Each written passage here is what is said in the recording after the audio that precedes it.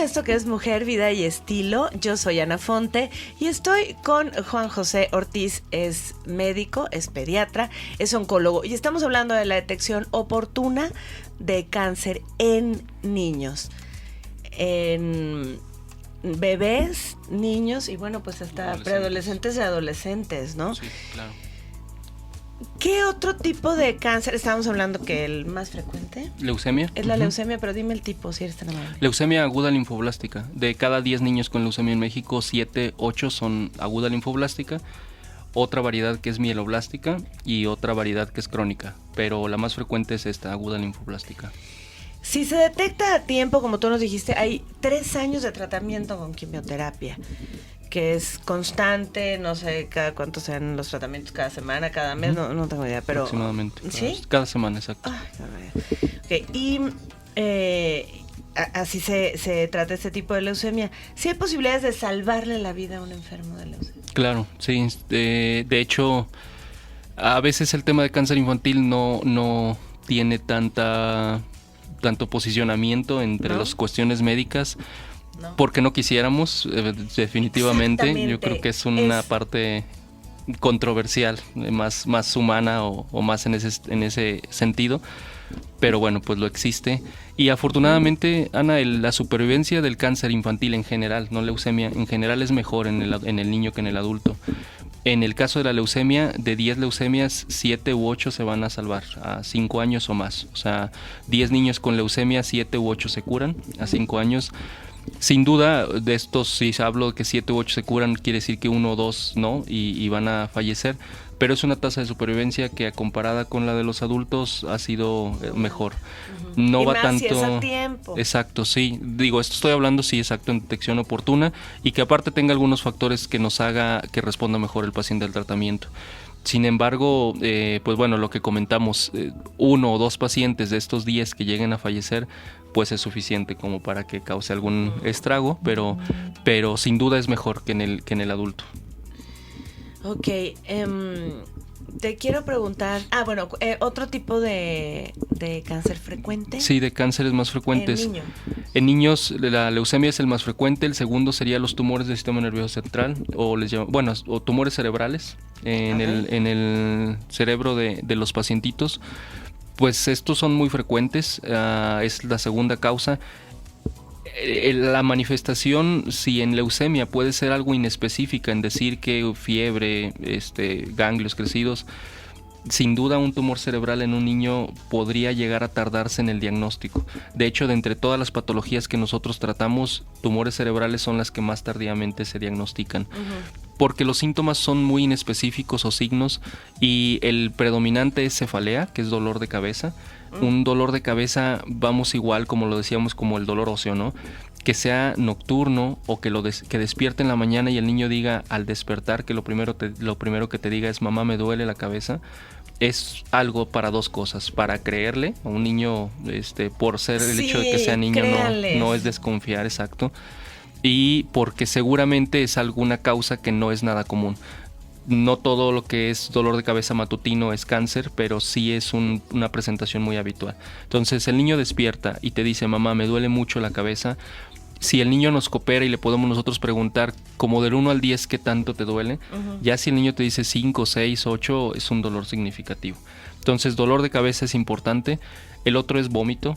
Los pacientitos que puedan tener vómito pero constante o persistente, y que lo diferenciamos de un vómito por algo que les cayó mal en el estómago o esto, es la forma en que nosotros vemos que es el vómito. Y el vómito, cuando es por algún tumor cerebral, le llamamos en proyectil los médicos. Quiere decir que el niño no se arquea, no le da náusea ni asco previo a vomitar, como a muchos nos da, y el vómito es en vertical, con mucha fuerza. Esta característica de vómito tiene esa apertura en un caso de un cáncer cerebral. Wow, sí, es diferente. Sí. Como tú dices, hay una náusea, un malestar, y como que dices, sí, quiero vomitar o así, y llegas al baño. Exacto. Sí. Este es Y como lo dices, realmente, como lo dices, el vómito por una causa, no sé, una infección en el estómago, hasta por misma gripa puedes tener un vómito. Sí. Empiezas a sentir o náusea o que quieres arquearte, doblarte el tronco del cuerpo para poder vomitar. Ajá. Y en el caso del niño con un tumor cerebral, no, es un vómito en proyectil, le llamamos los médicos. Puede estar incluso sentado el niño o hasta acostado y nada más de repente se levanta y el vómito es en vertical y sin náusea previa. Entonces, este tipo de vómito es muy característico.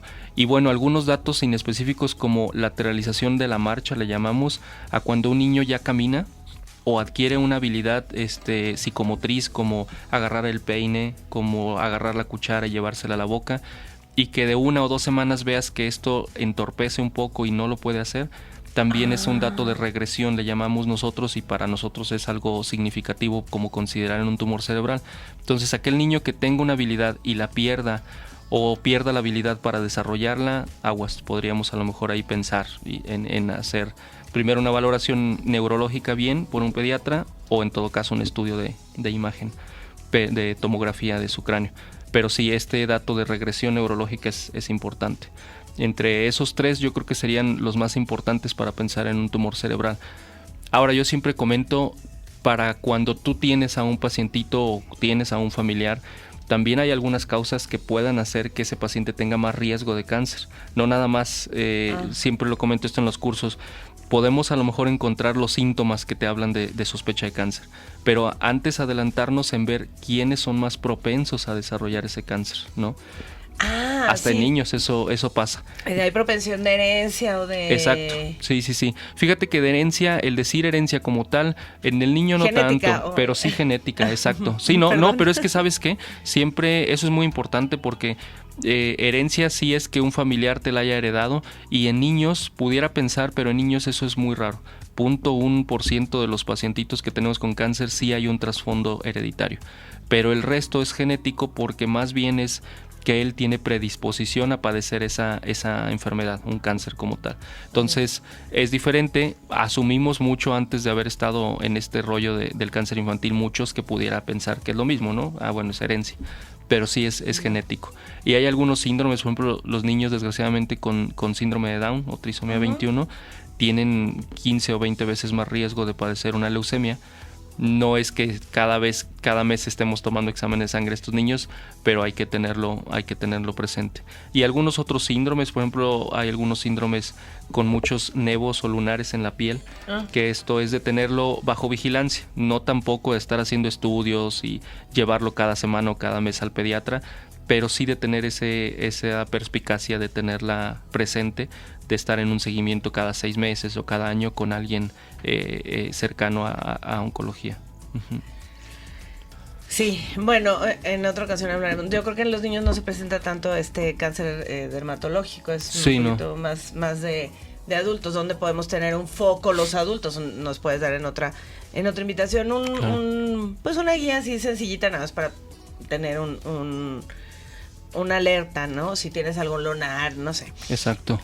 Oye, Juan José, pero ¿sabes qué? Que sí me parece que son síntomas que vamos, no podemos dejar como pasar. O sea, si un niño estando jugando, estando de pie, te vomita de esa manera, si amanece con dolor de cabeza, o sea, a lo mejor los adultos tenemos dolor de cabeza por estrés o por yo no sé qué, la presión o yo no sé qué, pero en un niño es muy raro. Bueno, sí. A mí me parecería muy raro, a menos que tengan mucha gripa o a lo mejor algo en el estómago, eso sí, pero vamos, son cosas que no puedes dejar pasar. Una fiebre de esa calidad de 38, más de 38 por 3 días en la noche, o sea, tampoco, no. Exacto.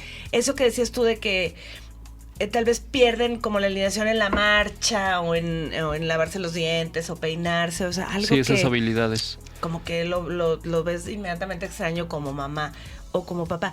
¿Cómo se van agravando estos síntomas para que ahora sí ya verdaderamente digas, esto no puedo dejarlo pasar? O sea, después de esto, ¿qué sigue?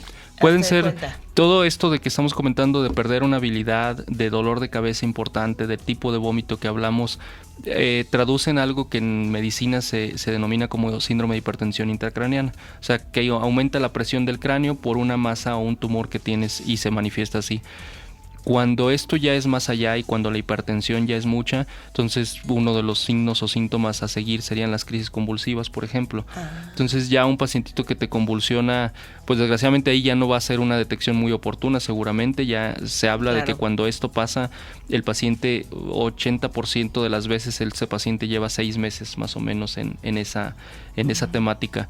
Lo vemos mucho porque cuando un pacientito no tiene el acceso a la medicina o al contacto de primer nivel o segundo nivel tan fácilmente, pues son pacientes que tienen esa historia, ¿no? Que tienen 6 meses, 8 meses que la mamá te dice, sí, es cierto, hace 6, 8 meses que me viene diciendo que le duele la cabeza, pero ya con nosotros ya llegó con crisis convulsivas o llega con parálisis cerebral, alguna expresión de la cara ya muy fija, que no pueden mover o la ceja o el ojo, o la comisura de los labios que se desplaza o se desvía, es cuando ya es mucho más evidente. Pueden incluso ya llegar con datos de afasia o estado de coma o estados ya más severos. Pero... ¿Y la leucemia? Y leucemia, bueno, sí. ¿Cómo se va como agravando? O sea, a lo mejor el niño ya de plano ya no tiene ganas de caminar. A ver, dime. Cuéntame. Claro, en la leucemia lo que pasa es, la leucemia, como bien decíamos hace un momento, es un cáncer en la sangre, ¿no? Sí. Entonces, las células tumorales o lo que uno ve a lo mejor como un tumor en el hueso sólido, toda esa bolita de células tumorales en la leucemia más bien están esparcidas por toda la sangre. Están recorriendo todo el tiempo. Entonces, cuando llega a ser mucha la cantidad de células leucémicas en la sangre, pues obstruyen los vasos sanguíneos. Y entonces ya a donde tiene que llegar la sangre para oxigenar nuestro cuerpo, como riñón, como hígado, como cerebro, pierden la sangre y entonces las habilidades de cada órgano se disminuyen. Entonces va a ser un paciente que puede llegar incluso con mucha carga de células leucémicas, deshidratado, sin orinar, respirando rápido porque ya no tiene un adecuado aporte de oxígeno en los pulmones, con estados de conciencia alterado por el hecho de no tener una buena perfusión de sangre hacia el cerebro. Entonces todo esto de la manifestación de leucemia muy avanzada, que se da menos, fíjate, la leucemia es el principal tumor que se diagnostica en menos de un mes a partir del síntoma. Como te decía, los tumores cerebrales pueden llegar hasta 6 meses, 8 meses de haber tenido un síntoma que a lo mejor se nos hizo fácil un dolor de cabeza leve y le hemos dado otra cosa o nosotros lo automedicamos. Pero la leucemia, afortunadamente, en menos de un mes, máximo 2 meses, el 100% de los niños se está diagnosticando. Ajá. Oye, ¿cómo se diagnostica? ¿Con un análisis de sangre y el otro cáncer también? O sea, como, si hay células cancerígenas como que sí están recorriendo la sangre, ¿cómo lo diagnostican? La principal... Ya será una tomografía ya más sí, ya avanzada, cuando llegan a un hospital de donde ya estemos pensando. Yo siempre digo que en nuestro caso, en el hospital central o en algún otro hospital donde tenemos un paciente privado, vemos que cuando llegan al hospital es porque ya traen esta referencia y sospecha para nosotros no es ningún reto. Yo reconozco mucho tanto a los centros de salud, a los médicos de primer contacto, que ellos son los que tienen ahí el dilema entre decir, ¿le hago o no un estudio? Sí. Y bueno, esta habilidad pues se reconoce mucho. Un estudio de sangre en el caso de leucemia que se llama biometría hemática o hemograma o analítica le llaman en otras partes, es suficiente para pensar en decidir si lo derivo o no a un oncólogo pediatra o a un centro de tercer nivel. Okay. Pero biometría hemática es donde nos puede dar ahí un flashazo. Y en el caso de un tumor cerebral, pues desgraciadamente la tomografía es el único estudio de imagen que nos puede ya contundentemente. Sin duda, una exploración neurológica bien hecha por pediatría en todo caso, o un neurólogo o un oncólogo pediatra, te puede hablar de si de verdad hacer una tomografía o no. Entonces, si nos sentimos capaces de hacer una buena valoración neurológica en un consultorio, con eso es suficiente, pero si no, podemos brincar hasta la tomografía de cráneo. Entonces, son síntomas que no podemos dejar pasar, de verdad. O sea, un malestar en un niño, siempre hay que atenderlo. Sí. Aunque sea una cosa pequeña, siempre hay que atenderlo. Y regresando al corte nos vas a platicar que estás en el sector de salud pública, o sea, en lo que es el Hospital Central, ahí se atiende a los niños con cáncer aquí en San Luis Potosí. Y bueno, pues, ¿dónde pudieran acudir las personas? Porque yo creo que tienes gente de todo el estado, ¿no? Sí, exacto. En el estado solo vemos 3 oncólogos pediatras. Y que vienen a San Luis de todo el estado para tratarse aquí en la capital. Niños.